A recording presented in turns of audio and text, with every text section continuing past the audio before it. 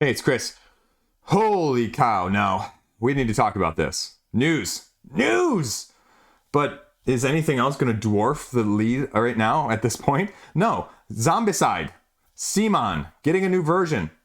Thought they were going to go a little bit united first, but apparently they're just going full on, full bore, mainstream, riding the coattails of their, champion horse. And that's, DC. As in DC ceased.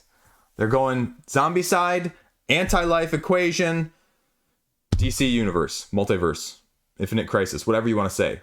Let's talk about this for a second, because this is scary, right? You saw the Marvel side of things. This is the first real foray outside of the DC deck building game with any merit from the DC side of things. Like Marvel, we've seen scatterings all over the place for years. DC, have not seen that. What are we going to get? Well, CMON released a teaser saying it's coming soon. So that might even mean, since I'm filming this towards the beginning of the month here, that you might even see it by the end of the month, because CMON doesn't tease more than about a couple weeks in advance anymore at this point. And so, yeah, but that's kind of appropriate too, because their last one, Mordred, was a little bit of a letdown. Not that it was bad, and and truth will be seen at the end point when it actually gets delivered and reviewed.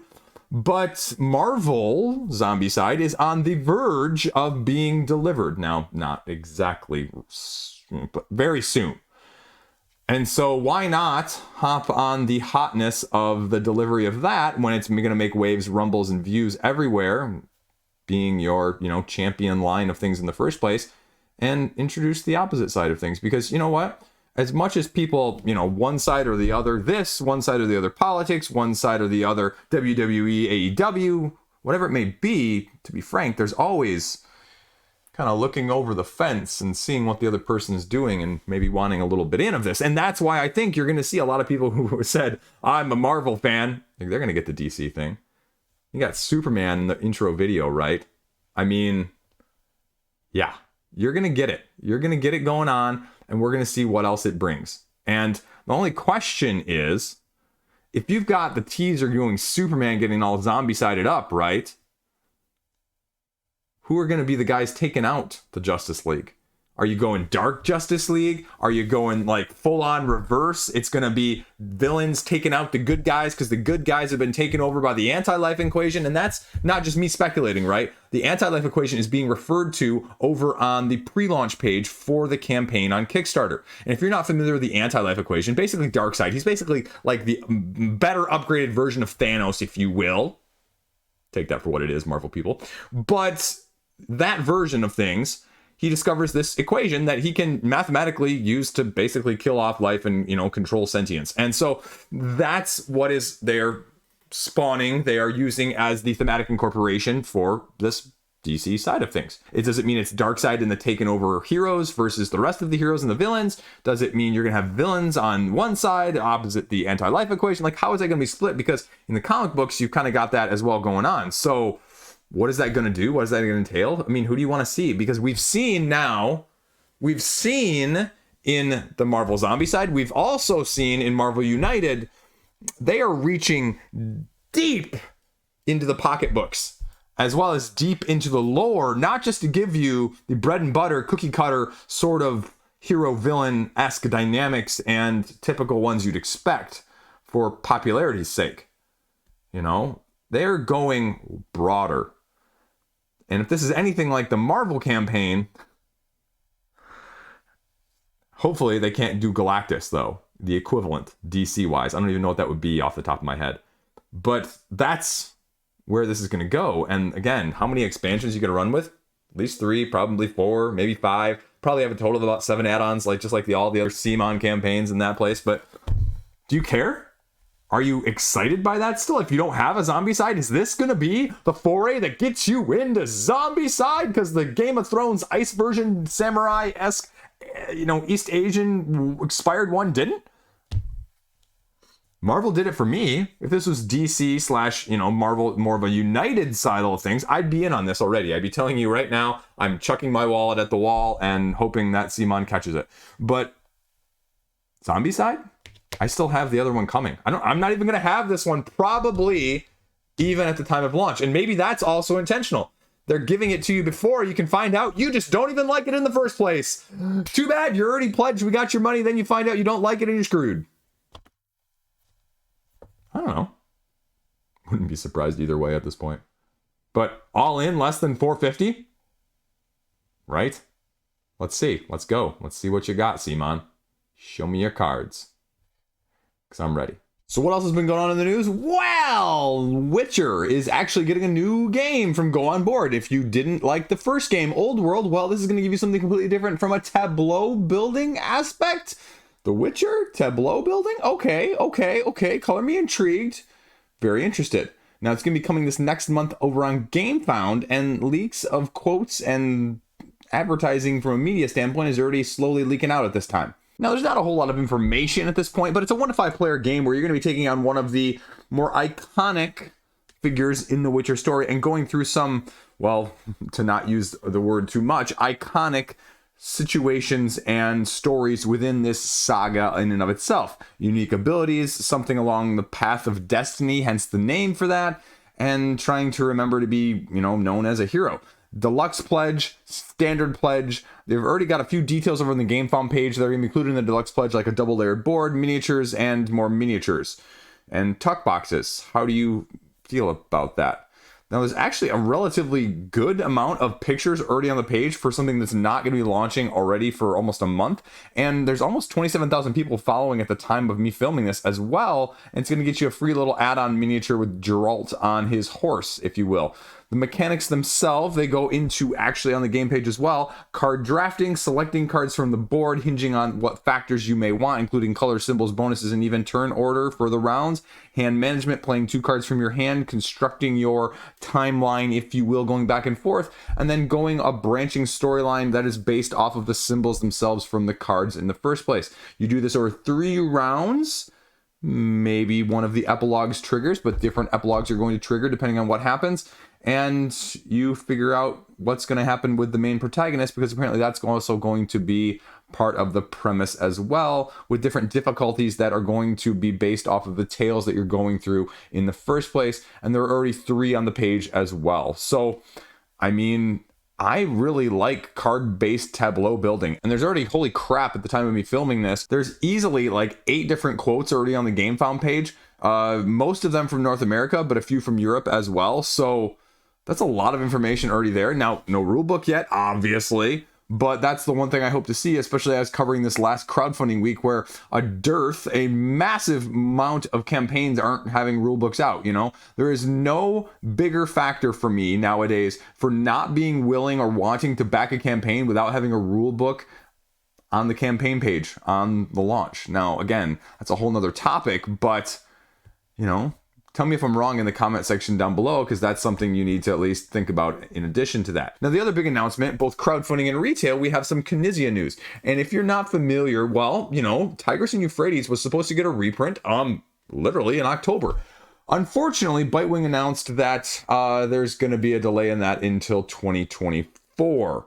So there's more details over in the Board Game Geeks forums, but if you're like me, I mean, that's slightly not really changing my opinion, actually, as someone who actually owns a copy of one of the old versions of Tigris and Euphrates. But I know it's also on a lot of people's radars as a game to pick up, especially like Ra did. I mean, you're talking Ra levels, Yellow and Yangtze levels, right? Yellow, Yangtze, Tigris and Euphrates, the battle goes back and forth. Can you have both? Do you need both? Do you prefer one or the other? Yeah, sure, whatever. You can fight that battle in the comment section too. But more interestingly enough, not a reprint, but Bitewing also announced shortly thereafter Cascadero, another Knizia game that is going to be in the tile-laying pantheon of his masterpieces.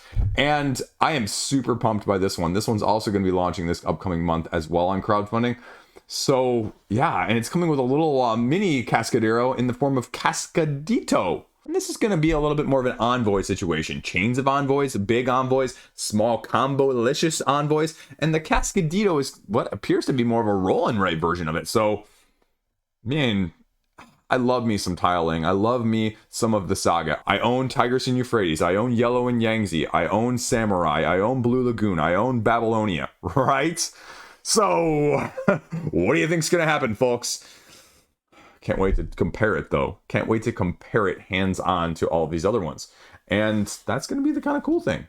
I want to see what we can do new-wise, because a lot of people poo-pooed Yellow and Yangtze when it came out. They said, this is going to be head and shoulders well below Tigris and Euphrates. And then people are now actually having legit debates about which one they like more and which one is better, because it's very divisive if you look at overall. Now, again, that's not to say that you can't like one or the other, but it's really good. That's really good, because that means both are really good. And you got to get excited about really, really good freaking games. And that's what this is appealing to me. Let's stay with retail, though. Speaking of mixed bags, though, at retail, and what comes with that, well, Lorcana at the Disney 100 is announcing that we're going to see the second wave of things now available in November. Because lack of availability of the first set around isn't going to cause them to stop or revamp the timetable at all. It kind of reminds me, in a way, now people are going to be like, it's going to slow its momentum. It's not going to have the momentum because people can't get copies. Well, yeah, I hate the scalpers, especially even like friendly local game stores. If you looked at my last news video and you saw that one, like that are charging, like twice the MSRP for that crap. But Rise of the Floodborn is going to be the second wave of this coming out in November. Sort of a big box, a couple small box expansions, starter decks to go along with it. And, you want pre-constructed, you want a little bit of everything. You want to have just completely different elements here. They're not changing things up necessarily, but there is going to be a new box based off of the Disney 100 Collector's Edition, as well as a new Illumineers Trove. So it reminds me very much, like I was about to say, of Wingspan. Similar vibe. People were like, Wingspan, can't get a copy. It's not going to succeed because you can't get a copy. I'm not going to say this is anything of the critical acclaim that Wingspan has hit or the broader mass market appeal. Say what you want about that game. That's, one of the best selling, best ever retail products that's been put out in the board game scene. I will fight you in the comment section below whether or not you like Wingspan or not. You can't deny its market impact, just like Catan. I'll put that out there. But does this change? You've got Snow White's queen in there. You've got Beast from Beauty and the Beast, and you've got Mulan leading this set. I'm sure you can find more details on all the Lorcana junkies because they're, hyping this up. Secondary to probably only the Star Wars Unlimited junkies, which, again, Star Wars Unlimited FFG is slowly like releasing like one card every day or so, or every week, or, they're putting out a ton of information and people are covering like whole videos on just one card at a time. So, I actually am going to go play it online. They've got a little website dedicated to it, like a tabletop simulator only for like the LCG, TCG models thing. So I'm going to try it out here in the near future and maybe make a separate video letting you know my thoughts on it. But those are the big ones, and supposedly we're looking at maybe an early, late Q1 of 2024 for Star Wars Unlimited. So of the two right now, I easily fall on the Star Wars side of things. So yeah, am I going to pre-order anything though? Hell no! Pre-orders are for next topic. And the next announcement is actually something that each got huge hype in and of itself. That's going to be launching over in GameFrom and Lucky Duck Games. If you know what I'm talking about, you know what I'm talking about. Splotter is doing or loaning or doing something with Lucky Duck to give Food Chain Magnet, I almost mispronounced that one several times in the practice filming of this, like I practiced, just kidding, the retake of it, and they're going to give a deluxeified version of Food Chain Magnet. If there's anything I've seen on the comment section for this, but as well equally as Marvel Dice Throne, is that, there are some toxic fan bases out there, and some of them are heavy Euro people, and some of them are Marvel Dice Throne. I joined the Marvel Dice Throne group as a side note here, and that is one of the most toxic, negative, I don't like the way this art looks on Marvel Dice Throne. I'm gonna boycott it altogether. Oh geez, I think Marvel's jumping the ship. I think Marvel's getting so far away from what this game was as Battle Yahtzee in the first place. Look at this, blah. Iceman is so horrible. You know what? Holy crap. Rein your inferiority complex or rein your entitlement in for a minute. Side rant over. But the similarity where I'm going with this is you would think, from a graphical upgrade side of things, people are defending Splotter's, prototype-esque looks. And you know what? I'm not a big deluxeification fan. You know me if you watch the channel at all, right? Like, I'm not. I don't defend it at all. I don't think every game needs that version of things. But you also have to admit that several of these Splotter games are not appealing whatsoever at all. They look more like I said, prototypes than actual finished games. And some people are like, that's the aesthetic they're going for. No, I mean, they're a small, company, and I understand what they're doing, but it's almost like the 18XXs, where it seems like little to no effort is also put into that. So a little bit extra is not a bad thing. Now, they've also made it clear that this deluxe version is not going to retail. And so if you're going to get it, it's only going to be here because it's a one-time offer. So FOMO if you want. Also, side note here, I got an email from Devin. I believe that's Devin Talks Tabletop, is also doing like marketing and like media on the Lucky Duck side of things within 24 hours of the announcement. And he's like, folks, we don't have any preview copies. You can stop sending me emails. All of a sudden, everybody wants to get on the hotness and the hype train, right? Like, that game's too heavy for me, folks. You would never see me do a video on it on this channel, I just can't, like 2 to 4 hour game, super cutthroat, heavy Euroweight. Like, yeah, maybe at some point if I ended up with a copy on the secondary market and I was really, really enticed, but I was not one of those people that sent that email, right? There's plenty of other ones like The Witcher where I did send that email though.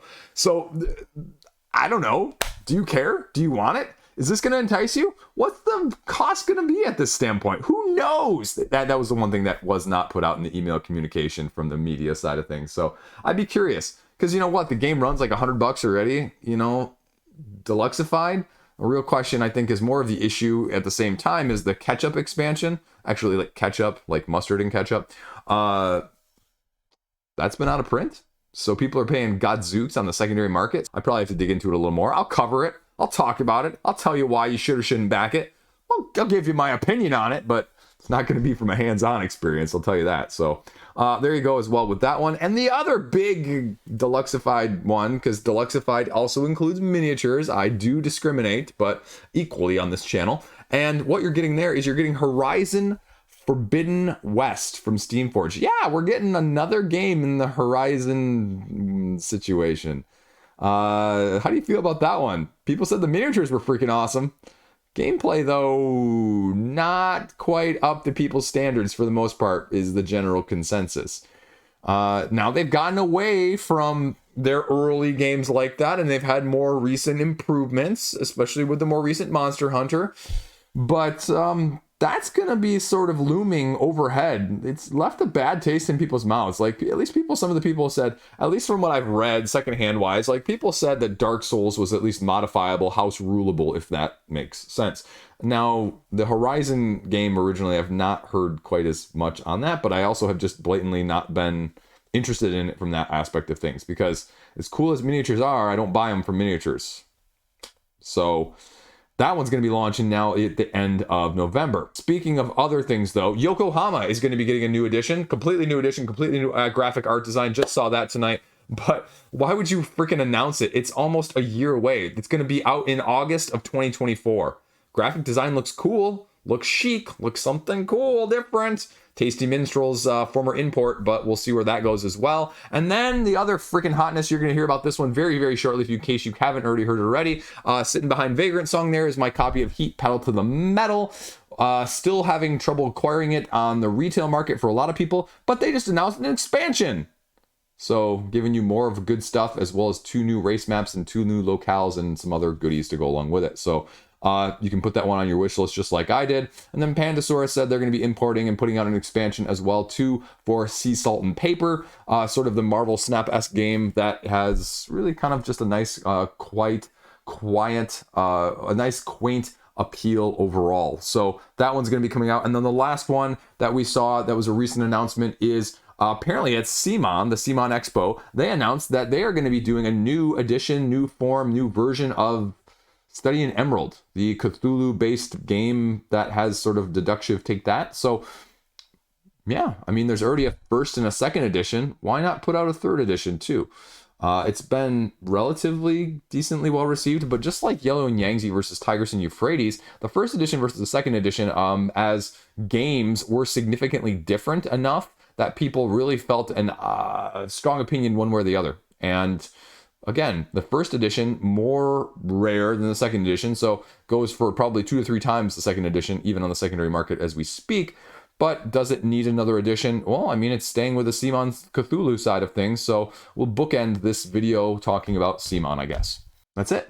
That's the roundup this week. Actually, you know what? One more thing. We won't bookend it with CMON. That'd be too neat and clean. Orleans is getting a new expansion called The Plague. And what this is going to do, and it's actually going to be available for order at Essen as well, that you're going to be making the game conditions tougher from the start using a rat card at the beginning. Sometimes fewer monks in the game, and as well as how these buildings are going to be paid for in additional coin. New events somehow also are going to be linked together by corpse tokens, which you must have a certain number of at the end of each round, randomly drawn from the bag. But to get rid of them, you have to do other things like pilgrimage, donate, or use other conditions to get extra victory points. So again, I don't know. Orleans is one of those that's... How many of those expansions do you remember? How many of those expansions do you enjoy? How many of those are you interested in? Is a new one going to give it more legs for you, or has it stood the test of time? The deluxe edition has been super out of print again from Tasty Minstrel, but I don't know. Does it change your mind? Are you more interested now? We'll see. Essen, Euro, there you go. Now, there you go. That's the end. Have a great week. Let me know what you think. As always, love doing the news video. Got a few things on here that caught my eye as well, so I love it when interests overlap. This is my channel. I can talk about whatever I want to, and I love doing it. And thank you for the support. Patreon folks, thank you. Go check my Patreon out if you want to. And maybe, remote chance will hit 10K by the end. Tell your friends about me, right? Make me go viral? I don't know. I got to come up with something else. Have a great day. I'm done. Stay classy. Peace out.